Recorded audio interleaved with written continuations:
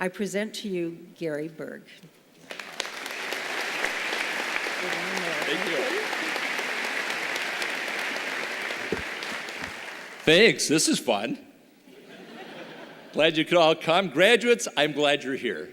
I know this is the big day of celebration, but I just have a hunch some of you may have started celebrating earlier than today. So we are all very pleased to see you here and really, really happy. I'm excited. I'm nervous, I'm excited. This is very special. And I'm just going to get to something right away that's important. You all know the graduations are happening all over the country today at fine colleges and universities. And at several of those schools, they have famous commencement speakers, President Obama and former President Bush and Sandra Bullock and Jimmy Fallon and all these people, and you get stuck with me. So I decided that's going to be lesson number one, okay, as you go out after your college degree. Graduates, lesson number one is life isn't always fair, deal with it, okay? It's great to get back to this beautiful campus. I don't get the opportunity enough. I'll say this in all sincerity, I have benefited every single day of my adult life since I left college here, from the people I met here, the experiences I had, and the things I learned. And you are going to as well. It's fabulous. It really is fabulous. So that's just a pretty darn cool thing that you have to take with you when you go today. So as I move forward with this, I have to also address a couple other things. One is, parents, as your children were growing up, you were telling them often to make good choices. And when they chose to come here and pursue a degree, they made a really, really good choice. So you should be proud of them. What a great place to be. Fabulous. Let's hear it for this. This is an amazing school. It really, truly is. Now, part of the reason I'm nervous and excited to be here is when I was notified that I had been chosen to receive this distinguished alum award today, and also asked to be the commencement speaker, well, first I was very, very surprised, okay? I was very, very honored, and I realized I better say yes right away before anybody changes their mind. Because there's a pretty good chance if they, checked out enough, they might say, So just to give you an example, why might they change their mind? I thought we would show this. Can we put that one picture up that I brought? Is that possible to do? Yeah, okay. This is the 1978 UW-Eau Claire summer maintenance crew. And yes, your distinguished alum and commencement speaker is the guy in the back on the left in the orange t-shirt eating detergent.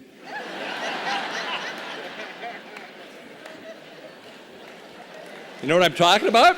Yeah. So lesson number two to all you grads.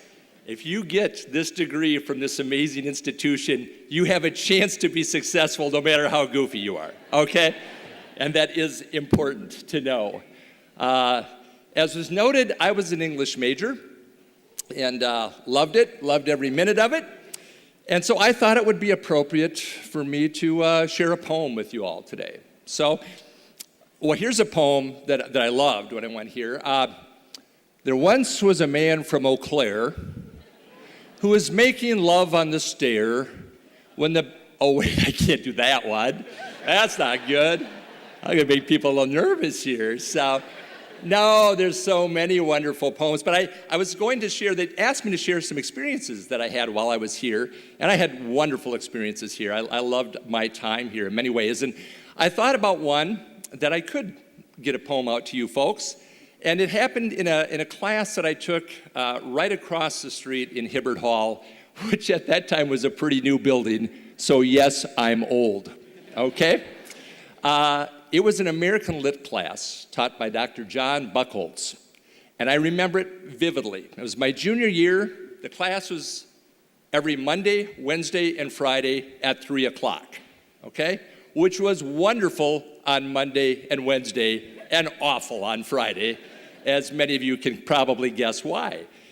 And it was on a beautiful day like this, on a Friday, late in the semester, and I went to class. Yes, I did go to class. And Dr. Buchholz that day had decided that was the day he was going to teach us truly the difference between iambic pentameter and iambic tetrameter in poetry. And yes, I was excited as you are now to hear that. And he started to recite a poem, a beautiful poem, by Robert Frost, Stopping by Woods on a Snowy Evening. Some of you probably know it, have studied it, it's wonderful. And he started to recite it, and he could tell none of us were very engaged. And being an amazing professor, which he was, which many of my professors here were, he paused and he said, you know what? He said, I'm kind of looking forward to the weekend too, just like you guys, just so you know. And he said, I sing and I play in a band and we have a gig tomorrow night and I'm looking forward to it. Well, when he said that, we all kind of piqued our interest a little bit. You mean this guy actually has a life? Wow, that's pretty cool.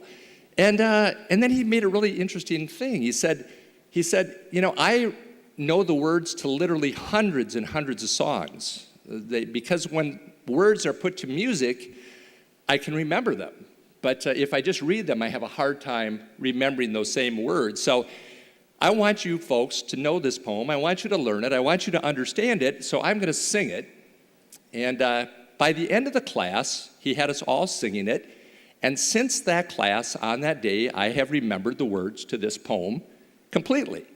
And I thought it was fascinating. So I'd like to sing this poem for you today. You thought it was a tough requirement to do what you did so far. Wait till you have to sit through this. It went like this. Dr. Buchholz looked us in the eyes and said or sang, whose woods are these? I think I know. His house is in the village, though. He will not see me stopping here to watch his woods fill up with snow. Boom, boom. My little horse must think it queer to stop without a farmhouse near, between the woods and frozen lake, the darkest evening of the year. Boom, boom. He gives his harness bells a shake to see if there is some mistake. The only other sounds a sweep of easy wind and downy flake. Boom, boom. The woods are lovely, dark and deep, but I have promises to keep. And miles to go before I sleep. And miles to go before I sleep. Boom, boom. Thank you. I did it. I remembered.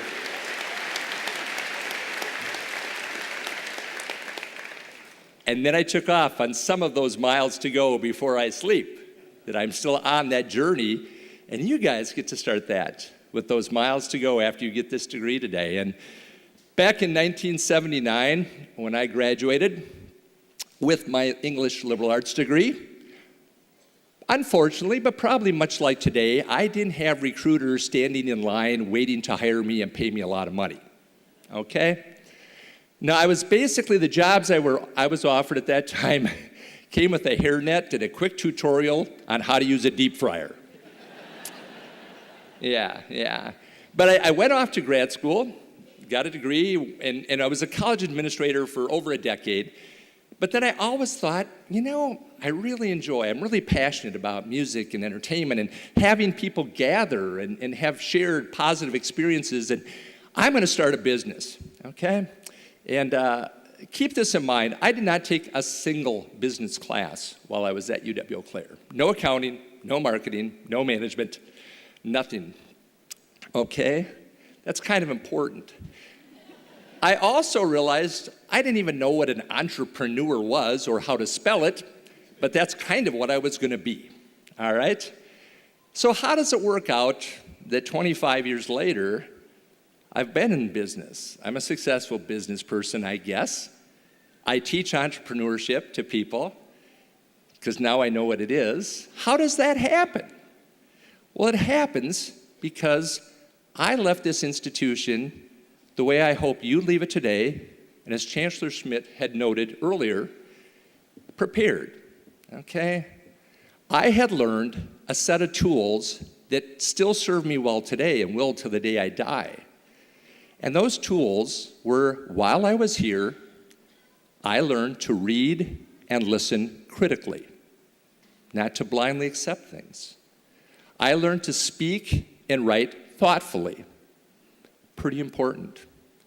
And I also learned to respect and seek out people who had other ideas, other thoughts than what I had that were different. Because it's only by doing that that we truly get smarter and move forward. I don't agree with a lot of the things, but I certainly respect it and do my best to understand it to move things forward.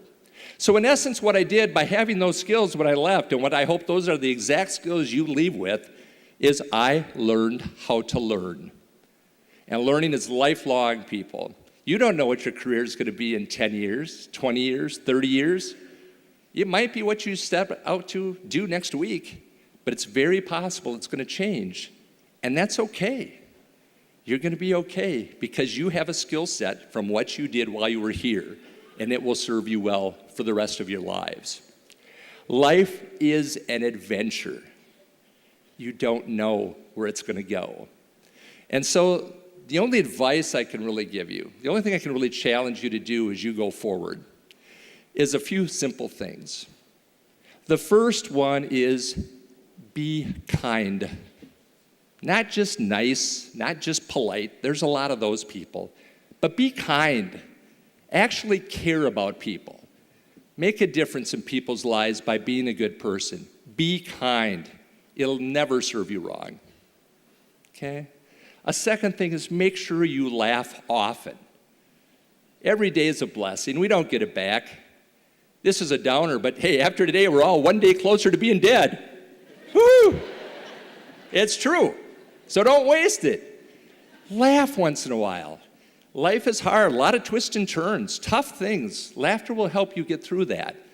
It'll also make those happy times more joyful and better. And people that you come in contact with, if you laugh, you will make their lives better as well.